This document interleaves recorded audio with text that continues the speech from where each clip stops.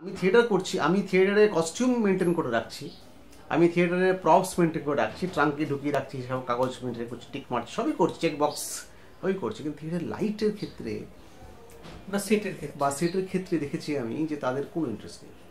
তারা কিন্তু থিয়েটার করে, হ্যাঁ ইন্টারেস্ট আছে, ডিজাইনিং এ ইন্টারেস্ট আছে, হ্যাঁ এস্থেটিক পার্টটা ইন্টারেস্ট আছে, সেটাও আর কি, হ্যাঁ ঠিক আছে, নিশ্চয়ই আছে, ক্রিয়েটিভ জায়গায় ইন্টারেস্ট আছে।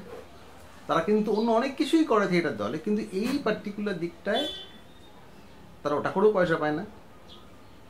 হ্যাঁ এটা আমি দেখেছি, কিন্তু জেনারেলি প্র্যাকটিসটা এটা খাটনির কাজ,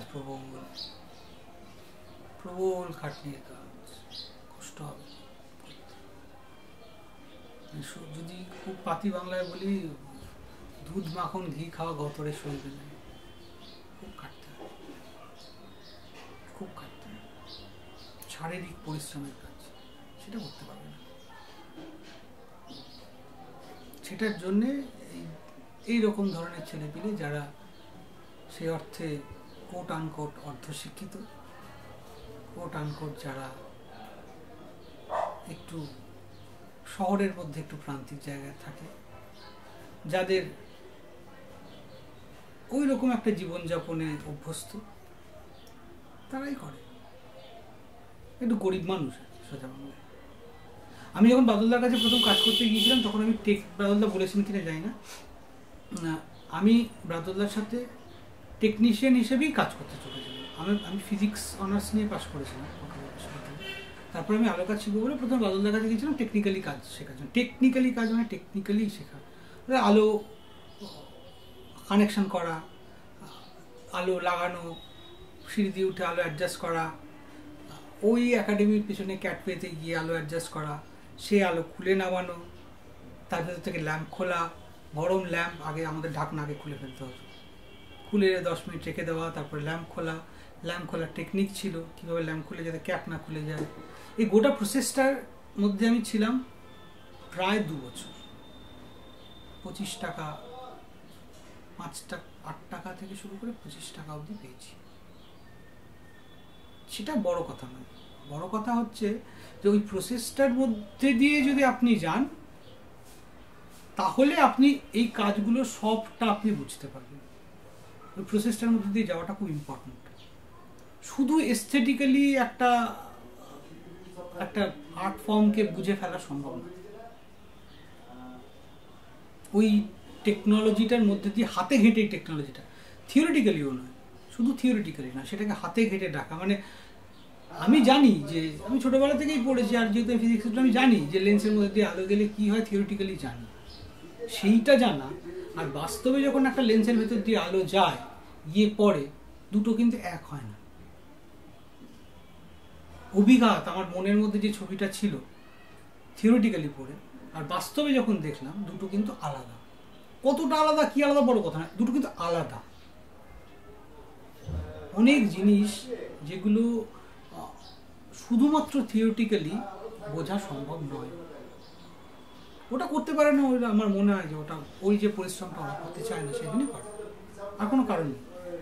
থিয়েটারের এই লাইট ডিজাইন বা সোকল টেকনিশিয়ান হিসেবে সত্যি একজন সব কী বলবো কাল্ট অলমোস্ট তৈরি হয়েছে। তারা প্রত্যেকে কিন্তু নির্দিষ্ট কিছু দল থেকে, ওই প্রোডাকশন তৈরিতে ইনভলভমেন্ট থেকে কিন্তু কাজকর্ম এটা ছিল, এবং সেক্ষেত্রে সেই মানুষগুলো কিন্তু আলাদা করে টেকনিশিয়ান হিসেবে সেইভাবে জিনিসটা পরিগণিত হতো না। এটা শুরু হয়েছে অনেক পর। এই যে পরিবর্তনটা ঘটে গেল, এই যে একটা থিয়েটারের ভেতরেও যে এক ধরনের আর্টিস্ট এবং টেকনিশিয়ানের একটা ডিফারেন্স বা একটা ডিস্টেন্স তৈরি হলো, সেইটা কিভাবে ঘটলো, মানে সেটার কি কারণ? এটা ইতিহাসের জায়গা থেকে কিভাবে ঘটলো, আমি ইতিহাসের জায়গা থেকে বলছি, আমি প্র্যাকটিসের জায়গা থেকে বলছি। সেটা কিভাবে ঘটলো পুরোপুরি আমার পক্ষে বলা মুশকিল, তবে আমি একটু ডিফার করব এই জায়গা থেকে যে হ্যাঁ নিশ্চয়ই দলের সাথে সংযুক্তি অনেক বেশি ছিল, কিন্তু তাপস সেন তো যখন আলো করতেন তখন বহু দলেই আলো করতেন, প্রথম দিক থেকেই, প্রায় প্রথম দিক থেকেই একদম প্রায় প্রথম দিক থেকেই। এরকম নয় যে প্রথম দিকে শুধু উনি বহুরূপীতে আলো করতেন, এরকম তো নয়। উনি অন্য জায়গাতেও আলো করতেন, বহুরূপীতেও করতেন। হতে পারে যে তখন বহুরূপীর সাথে ওনার সম্পর্ক অনেক ঘনিষ্ঠ ছিল। যখন উনি উৎপল দত্তের ওই পিরিয়ডটায় যখন উনি পিএলটি বা এলটিজিতে যখন উনি স্পেশালি এলটিজিতে যখন উনি কাজ করছেন, তখন তো উনি এলটিজির মেম্বারও ছিলেন। কিন্তু এরকম নয় যে তিনি যখন শুধু এলটিজিতেই আলো করতেন, গুরুত্বপূর্ণ বহুরূপীর মেম্বার বা এলটিজির মেম্বার ছিলেন, সেই সময় দাঁড়িয়ে মেম্বার ছিলেন, কিন্তু শুধু ওতেই আলো করতেন বা ওতেই কাজ করতেন তা কিন্তু নয়। তখন কিন্তু মোটামুটিভাবে একটা দলে যারা অভিনয় করতো তারা মোটামুটি একটা দলেই করতো।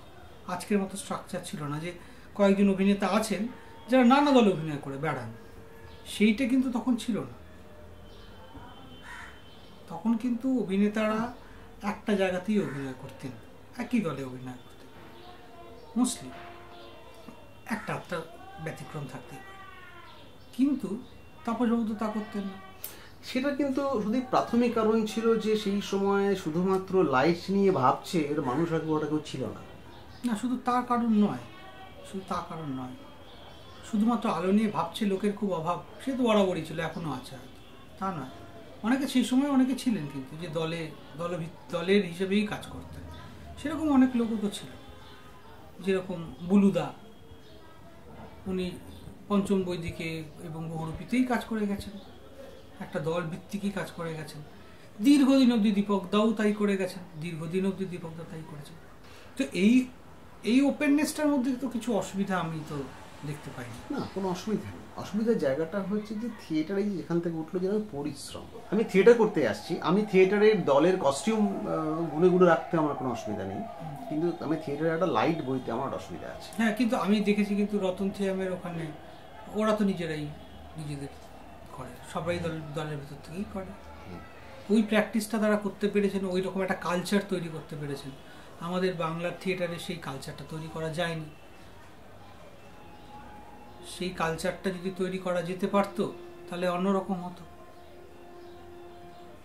যদি সবাই কর্মী এই জায়গাটা তৈরি করা যেতে পারতো, এবং কর্মী হিসেবে কাজ করাটা একটা প্রাউড ফিলিং একটা মানুষের,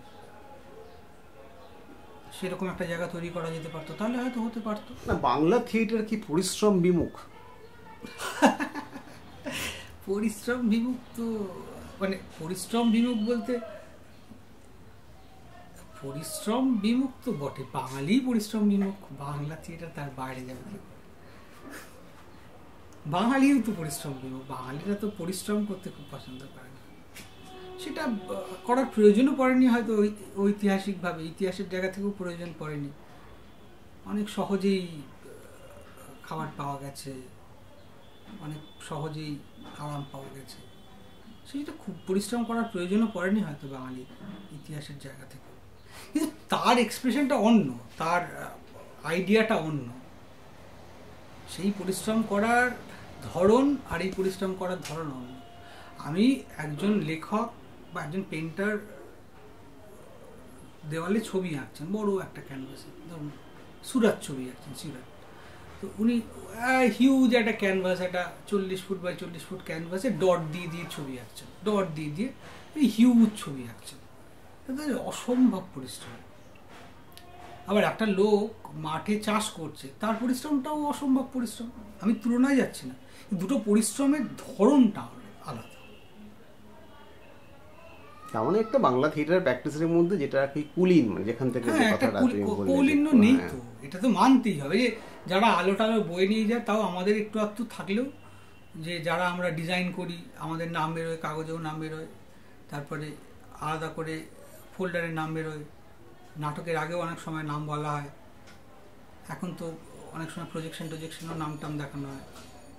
কিন্তু যারা আলো বয়ে নিয়ে যায় বা যারা আলো লাগায়, তাদের কোনো কৌলিন্য নেই, এটা মানতেই হবে, তাদের কোনো কৌলিন্য নেই।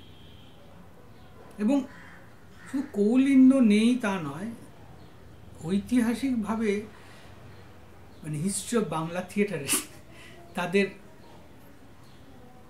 কখনো কৌলিন্য দেওয়ার চেষ্টা হয়নি, মানে সম্মান দেওয়ার চেষ্টা হয়নি কোনো সময়।